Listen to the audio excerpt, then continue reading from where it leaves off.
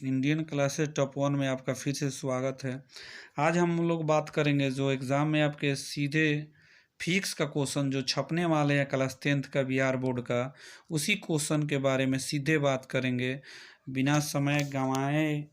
आइए वीडियो शुरू किया जाए और देखा जाए कि एग्ज़ाम में कौन कौन क्वेश्चन आपके छपने वाले हैं। सीधे उसी क्वेश्चन पे हम लोग बात करेंगे और इसको सीधे देख कर जाइए और छाप दीजिए। तो आज बात करते हैं, आज का फर्स्ट क्वेश्चन होगा, विद्युत टेस्टरों तथा विद्युत स्थिरियों का तापन अवयव शुद्ध धातु का न बनाकर मिश्र धातु का बनाया जाता है, क्यों?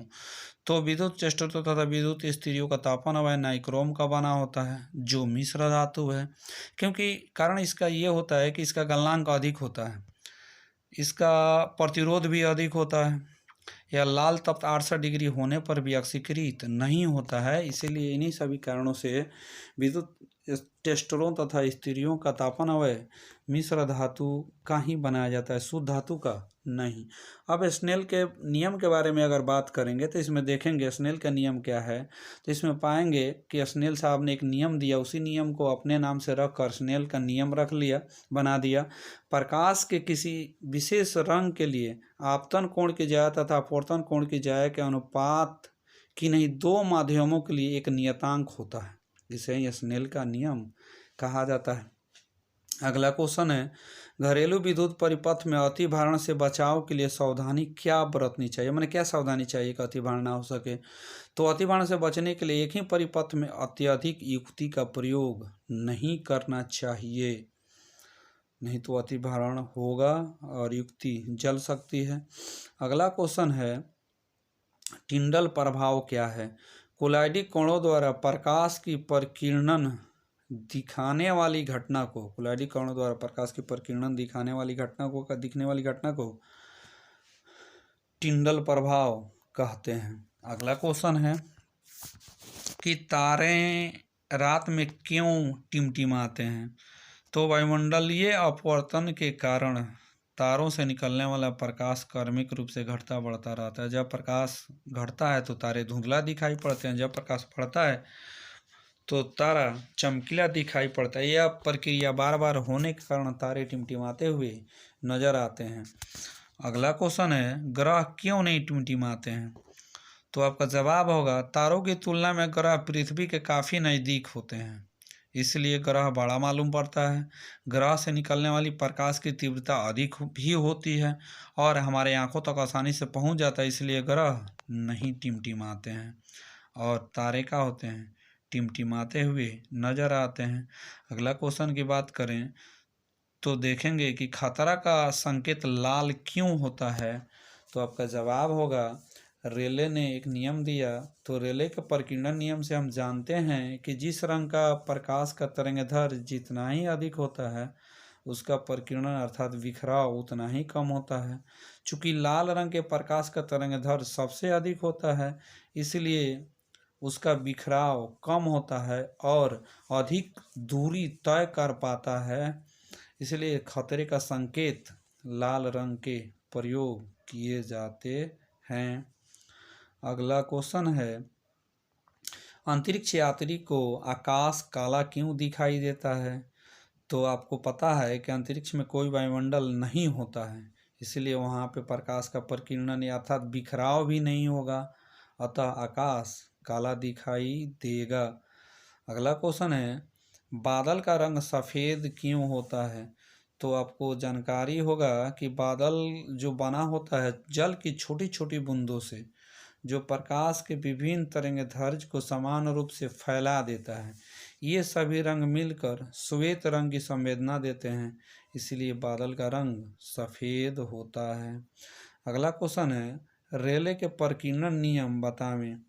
तो आपका जवाब होगा, प्रकाश के बिखराव के संबंध में रेले साहब ने एक नियम प्रस्तुत किया, यानी रेले ने पाया कि प्रकीर्णित प्रकाश की तीव्रता आपतित प्रकाश के तरंगदैर्घ्य के चौथे घात का व्यक्त क्रमानुपाती होता है, अर्थात इसका सूत्र होता है I समानुपाती 1/λ⁴। अगला क्वेश्चन है कि अवतल दर्पण और उत्तल दर्पण में अंतर बतावें। तो इस दोनों दर्पण में अंतर निम्न है। देखेंगे, पहला एक साइड लिखेंगे अवतल दर्पण, दूसरे साइड लिखेंगे उत्तल दर्पण। तो पहला है उत्तल दर्पण का परावर्तक सतह धंसा होता है, जबकि अवतल दर्पण का परावर्तक सतह धंसा होता है, जबकि उत्तल दर्पण का परावर्तक सतह उभरा होता है। अवतल दर्पण का फोकस वास्तविक होता है, जबकि उत्तल दर्पण का फोकस काल्पनिक होता है। अवतल दर्पण को अभिसारी दर्पण कहते हैं, जबकि उत्तल दर्पण को अपसारी दर्पण कहते हैं। अवतल दर्पण से वास्तविक तथा काल्पनिक दोनों प्रतिबिंब बनता है, जबकि उत्तल दर्पण से केवल काल्पनिक प्रतिबिंब बनते हैं। अब बात करेंगे अनुबद्ध फोकस क्या है।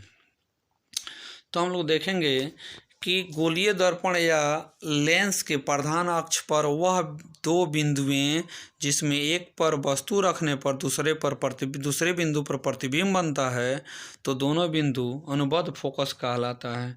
अगला क्वेश्चन है, जो ये रिपीटेड क्वेश्चन है, देख लेते हैं।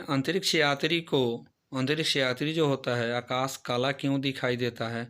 तो अंतरिक्ष में जवाब होगा कि अंतरिक्ष में कोई वायुमंडल नहीं होता, इसलिए वहाँ प्रकाश का बिखराव नहीं होता है, अतः आकाश काला दिखाई देता है। अगला क्वेश्चन है, स्वच्छ आकाश का रंग नीला क्यों होता है? स्वच्छ आकाश का रंग जो होता है नीला क्यों होता है? तो ध्यान देंगे, रेले साहब ने बताया कि रेले के प्रकीर्णन नियम से हम जानते हैं कि जिस रंग के प्रकाश का तरंगदैर्घ्य जितना ही कम होता है, उसका बिखराव उतना ही अधिक होता है। बैंगनी और नीले रंग के प्रकाश का बिखराव अन्य रंगों की तुलना में अधिक होता है। सूर्य से निकलने वाले प्रकाश जब वायुमंडल में पहुंचता है या प्रवेश करता है, तो उसमें उपस्थित गैसों के अणु तथा परमाणु समान रूप से इन रंगों को परिक्षेपित कर देते हैं। हमारी आँखों को बैंगनी रंग तुलना में ज़्यादा प्रभावी होता है, इसीलिए नीले रंग का प्रकीर्णन अधिक होता है और अधिक दिखाई भी पड़ता है, जिसके कारण स्वच्छ आकाश नीला दिखाई देता है। अगले क्वेश्चन की बात करें कि सूर्य उगते और डूबते समय रक्तताप क्यों प्रतीत होता है, यानी सूर्योदय और सूर्यास्त के समय सूर्य रक्तताप क्यों प्रतीत होता है, लाल क्यों दिखाई देता है? तो आपका जवाब होगा, सूर्योदय और सूर्यास्त के समय सूर्य क्षितिज के काफ़ी नज़दीक होता है।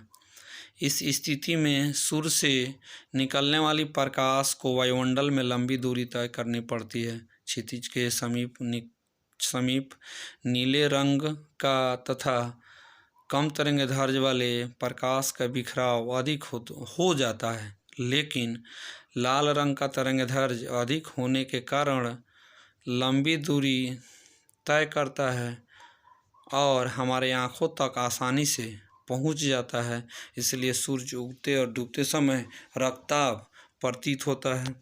अगला क्वेश्चन है कि दृष्टि दोष किसे कहते हैं? तो बात करेंगे दृष्टि दोष पर। तो देखा जाता है कि मानव के या मनुष्य के नेत्र की निकट बिंदु या दूर बिंदु प्रभावित हो जाती है, तो ऐसे दोषयुक्त आँख कहा जाता है। तो इसे दोषयुक्त आँख कहा जाता है। दोषयुक्त आँख से देखने की क्रिया को दृष्टि दोष कहते हैं। दोषयुक्त आँख से देखने की क्रिया को दृष्टि दोष कहते हैं। यह 4 प्रकार का होता है। पहला निकट दृष्टि दोष, दूसरा दीर्घ दृष्टि दोष, तीसरा जरा दृष्टि दोष, चौथा अबिंदुकता। तो अब हम लोग बात करेंगे इसमें पहला निकट दृष्टि दोष क्या है। तो इसमें क्वेश्चन देख लेते हैं, ये भी इम्पोर्टेंट है। जब मनुष्य अपनी आँखों से निकट की वस्तु को देख पाता है लेकिन दूर की वस्तु को नहीं देख पाता है, तो ऐसे दोष को निकट दृष्टि दोष कहते हैं। कारण क्या होता है? नेत्र गोलक लंबा हो जाना कारण होता है, नेत्र गोलक लंबा हो जाता है। दूसरा कारण है नेत्र लेंस आवश्यकता से अधिक मोटा हो जाना, ये दूसरा कारण है। और इसे उपचार यानी ठीक कैसे किया जाता है, तो डॉक्टर साहब के पास जाइएगा तो डॉक्टर साहब लिखेंगे उचित फोकस दूरी वाले अवतल लेंस और लगाएं और ठीक हो जाएगा। तो दीर्घ दृष्टि दोष क्या है? जब मनुष्य अपनी आँखों से दूर की वस्तु को देख पाता है लेकिन नज़दीक की वस्तु को नहीं देख पाता है, तो इस दोष को दीर्घ दृष्टि दोष कहते हैं। तो ध्यान देंगे, जब नज़दीक को देखेगा तो निकट दृष्टि दोष और दूर को देखेगा तो दीर्घ दृष्टि दोष। इस तरह से याद रखेंगे। तो दीर्घ दृष्टि दोष क्यों होता है? नेत्र गोलक छोटा हो जाना दूसरा कारण है। नेत्र लेंस आवश्यकता से अधिक पतला हो जाने के कारण ये दोष हो जाता है। अब यहाँ पे ध्यान देंगे कि उपचार किससे होता है, तो उचित फोकस दूरी वाले उत्तल लेंस से बने चश्मे का उपयोग करिए। डॉक्टर से सलाह लेके आँख आपका ठीक हो जाएगा। और बचे हुए क्वेश्चन को, जो इम्पोर्टेंट क्वेश्चन, इसी तरह से आगे हम लोग सीरीज में बात करेंगे। तब तक वीडियो अगर अच्छा लगा तो like and subscribe and share भी कीजिए अपने दोस्तों के पास, ताकि वो भी एग्ज़ाम में अच्छा कर पाएँ। तो आज के वीडियो में एक शेर के साथ हम समाप्त करेंगे कि अगर प्यार करना है तो कलम और किताब से करिए। अगर ये बेवफा भी होगी तो आपका मुकद्दर बदल देगी। आज बस इतना ही। जय हिंद, जय भारत। Thank you.